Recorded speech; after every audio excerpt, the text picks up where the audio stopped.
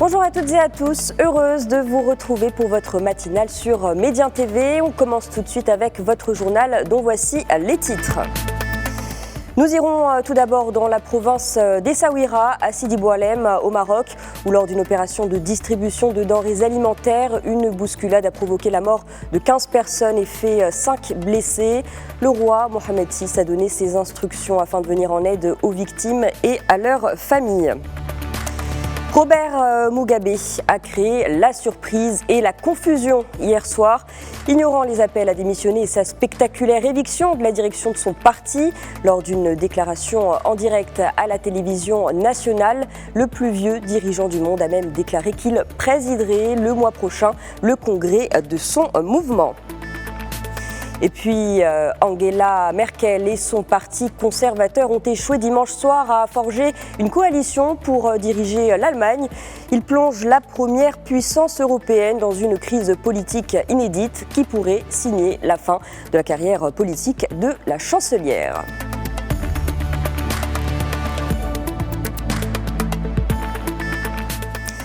On commence donc à Sidi Boualem dans la province d'Essaouira où 15 personnes sont décédées hier lors d'une bousculade, je vous le disais.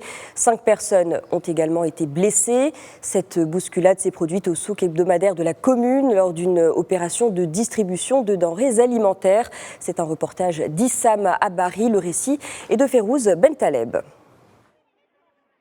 Ce qui devait être une simple distribution d'aide alimentaire dans la commune de Sidi Boualem, à une 60aine de kilomètres d'Essaouira, s'est vite transformé en bousculade géante qui a coûté la vie à 15 femmes et blessé gravement 5 autres, selon un communiqué du ministère de l'Intérieur.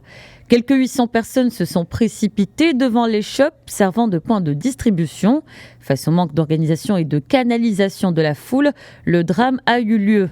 La plupart des victimes sont des femmes. Abdelkbir Hadidi, l'organisateur de la distribution, a également réagi. Ce mécène connu de la région estime que l'opération s'est déroulée dans le respect de la loi et sous la supervision des autorités. J'étais présent au point de distribution, les forces auxiliaires ainsi que la gendarmerie royale et quelques membres de l'organisation étaient à l'entrée. Ce qui s'est passé a eu lieu en dehors du point d'entrée de la distribution. Vers les coups de 10h30, j'ai eu vent de cas d'évanouissement. Puis on a entendu le son des sirènes d'ambulance et c'est là que j'ai su qu'il y avait des morts et que la situation était critique. À ce moment-là, j'ai arrêté l'opération. Les membres de la gendarmerie royale m'ont affirmé par la suite que la cause était une bousculade causée par la foule qui n'était pas organisée en dehors du point d'entrée. Suite à cet incident, les personnes blessées ont été évacuées par ambulance à l'hôpital provincial d'Essaouira et par hélicoptère au centre hospitalier universitaire de Marrakech.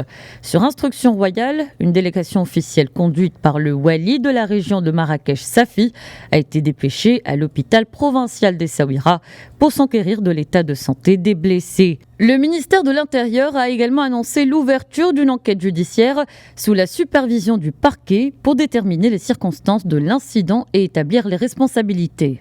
Dans ce sens, une commission de l'inspection générale de l'administration territoriale a entamé hier soir une série de rencontres avec les autorités locales de la province d'Essaouira. Objectif, s'enquérir de l'ensemble des circonstances relatives à cet incident et détecter tout éventuel dépassement ou dysfonctionnement et par conséquent établir les responsabilités. Et suite à cet incident, le roi Mohamed VI a donné ses instructions aux autorités compétentes. Instructions pour prendre toutes les mesures qui s'imposent afin d'apporter l'aide et le soutien nécessaires aux familles des victimes et aux blessés. Sachez que le souverain a également décidé de prendre en charge personnellement les frais d'inhumation et des obsèques des victimes, ainsi que les frais de soins des blessés. Destinée à l'examen des moyens pour faire face aux ingérences iraniennes dans la région arabe, une réunion d'urgence des ministres arabes des Affaires étrangères a eu lieu hier après-midi au Caire, en Égypte. Tenue à la demande de l'Arabie saoudite, cette réunion extraordinaire fait suite au lancement d'un missile balistique de fabrication iranienne, missile tiré du Yémen par des rebelles Houthis. contre l'aéroport de Riyad. La demande de l'Arabie saoudite mentionne également l'attaque terroriste contre le principal oléoduc du Bahreïn. Dans la capitale égyptienne, le Maroc a lui rappelé son rejet de toute atteinte au lieu saint de l'islam, aux pays du Golfe, mais aussi aux autres États arabes. Ouverture d'une enquête en Libye suite au scandale des migrants réduits en esclavage près de la capitale libyenne dans le pays. Le gouvernement libyen d'Union nationale a annoncé hier l'ouverture de cette enquête. Dans un communiqué, le ministère des Affaires étrangères décrit des actes inhumains et contraires à la culture et aux traditions du peuple libyen. Il précise également que toutes les personnes impliquées dans ces crimes seront punies. Des syndicats ont lancé un appel à manifester ce lundi devant les ambassades de Libye, appel à manifester partout sur le continent africain. Je vous propose d'écouter Maman Hamissou Moumouni, homme politique nigérien. Il souhaite que la CEDEAO demande des explications à Tripoli. Il répondait au micro de Jean-Djibril William. Écoutez. Les citoyens qui ont été molestés, vendus, c'est des citoyens africains tout d'abord. Ce n'est pas que des citoyens nigériens. Donc, nous demandons à la CEDEAO, composée de plusieurs pays, de protester et de demander des explications à l'État libyen. Et nous demandons à la CEDEAO une convocation d'une réunion urgente pour poser le problème au niveau de l'UIA, l'Union africaine, dont la Libye est membre, pour que la Libye puisse être exclue de l'Union africaine et que la Libye puisse être exclue de toutes les instances africaines, que la Libye ne participe plus à aucune activité sportive parce que la Libye ne se considère pas comme un pays dans le continent africain. Vous ne pouvez pas être à quelques encablures du Niger, du Mali et vous allez dire que vous allez vendre des Noirs parce que tout simplement vous vous moquez de qui? Donc il n'y a plus de temps en Libye. Aujourd'hui, c'est la voyoucratie qui règne au niveau de la Libye. On reste sur l'actualité du continent, direction le Kenya, où la Cour suprême se prononce aujourd'hui sur 2 recours demandant l'invalidation de l'élection présidentielle du 26 octobre. Une élection organisée après l'annulation de l'élection du mois d'août et remportée avec 98% des voix par le sortant Uhuru Kenyatta, en l'absence de son rival Raila Odinga, qui, vous le savez, a boycotté le scrutin. Dans l'attente de ce jugement, la tension est montée d'un cran dans le pays. Au moins 4 personnes ont été retrouvées mortes dimanche matin dans un bidonville de Nairobi, où la découverte des corps gisant dans la rue a provoqué des échauffourées. Les 4 victimes ont été retrouvées dans le bidonville de Matar, un des points chauds des violences électorales dans le pays.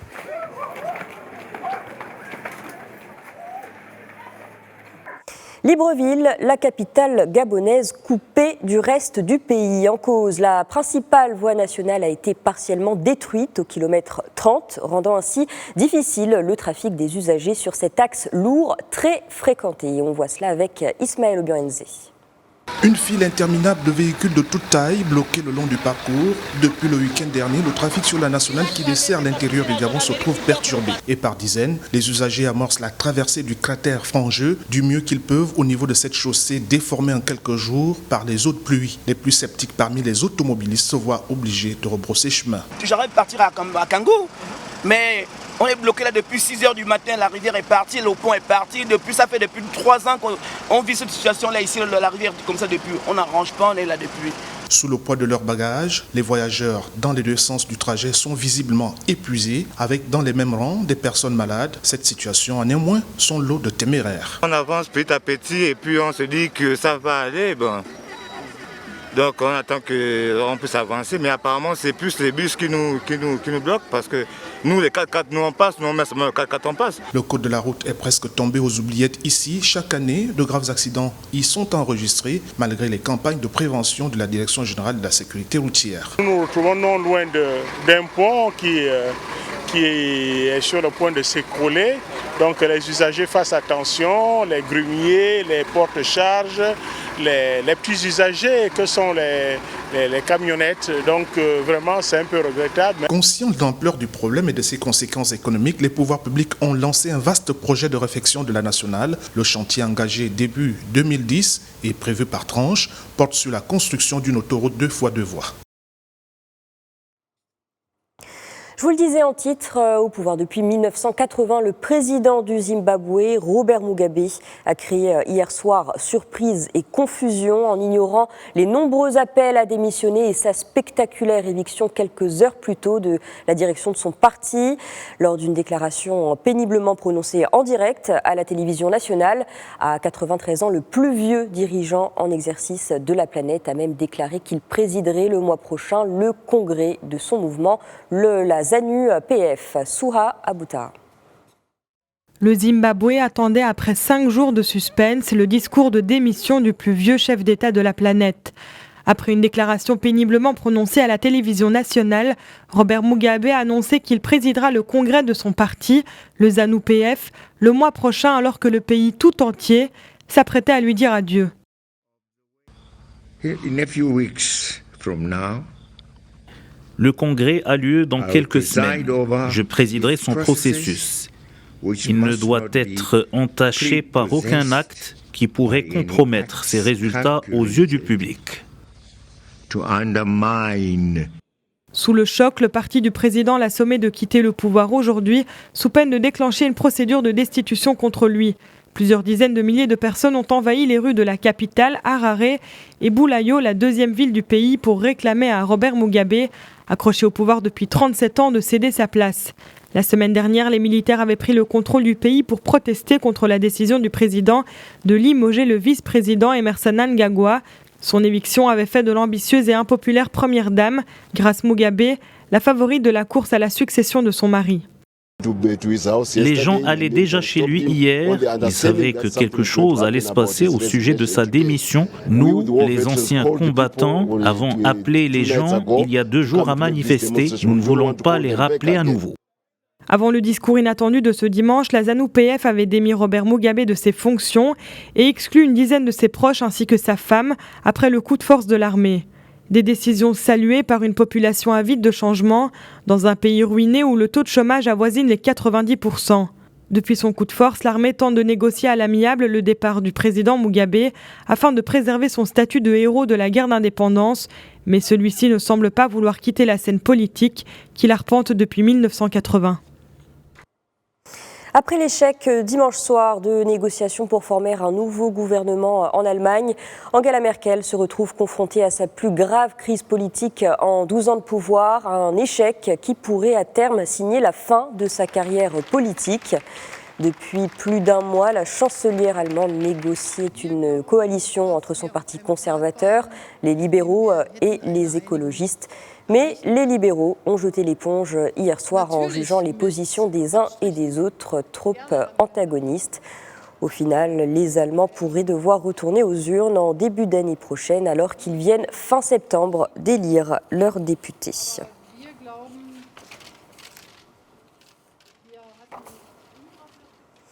Un puissant séisme de magnitude 7 s'est produit ce lundi au large de l'archipel français de Nouvelle-Calédonie dans l'océan Pacifique. Un séisme qui a provoqué la frayeur des habitants, mais pas de dégâts notables selon les autorités locales.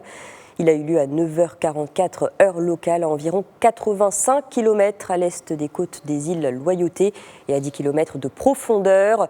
Selon Danilo Guépi, le directeur adjoint de la sécurité civile, la population peut reprendre ses activités, mais elle doit rester vigilante.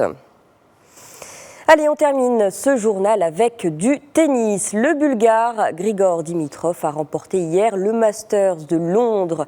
Il a dominé en finale le Belge David Goffin, 7-5, 4-6 et 6-3. Dimitrov termine donc sa semaine londonienne invaincue et deviendra lundi, aujourd'hui, donc numéro 3 mondial, le meilleur classement de sa carrière. Les deux joueurs s'étaient déjà rencontrés plus tôt cette semaine en phase de groupe. Le Bulgare l'avait alors emporté 6-0, 6-2, ne laissant aucune chance à son adversaire.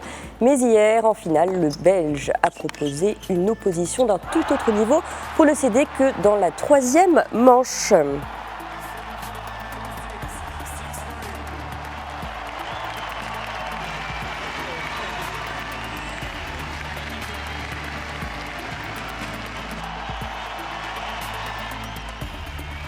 Voilà, c'est la fin de ce journal. Merci de l'avoir suivi. Prochain rendez-vous de l'information dans quelques minutes. À tout à l'heure.